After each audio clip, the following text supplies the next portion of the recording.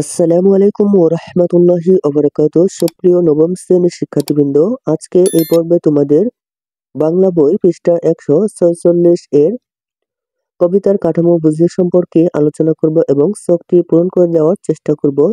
চলো শুরু করা যাক। 6.1.10 কবিতার কাঠামো বুঝি। আমি কোনো আগন্তুক নই। কবিতাটি পড়ার পর নিচের শখটি পূরণ করো। প্রিয় শিক্ষার্থী, তোমাদের আগে কিন্তু কবিতাটি পড়তে হবে ভালো করে, তারপর শখটি পূরণ করতে হবে। প্রথমে কলামের জিজ্ঞাসাগুলোর জবাব দ্বিতীয় কলামে লেখো। প্রথম কলামের জিজ্ঞাসার জবাব দ্বিতীয় কলামে লিখতে হবে। এ কাজের জন্য সহপাঠীদের সাথে আলোচনা করো এবং শিক্ষকের সহায়তা নাও।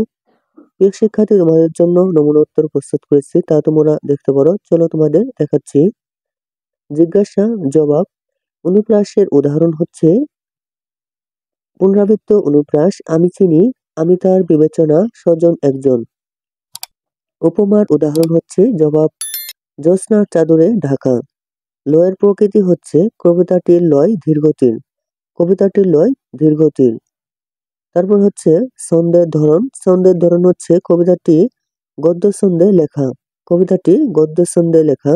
প্রিয় শিক্ষার্থী, এই ছিল আজকে পর্বের নমুনা উত্তর। প্রিয় শিক্ষার্থী, তুমি যদি আমার চ্যানেলটিতে নতুন হয়ে থাকো এবং সাবস্ক্রাইব করে না থাকো চ্যানেলটি, তাহলে এখনই সাবস্ক্রাইব করে পাশে থাকতে পারো এবং তোমার মতামত কমেন্টে জানাতে পারো। ভিডিওটি ভালো লাগলে একটি লাইক করো এবং তোমার বন্ধুদের মাঝে শেয়ার করো। ধন্যবাদ।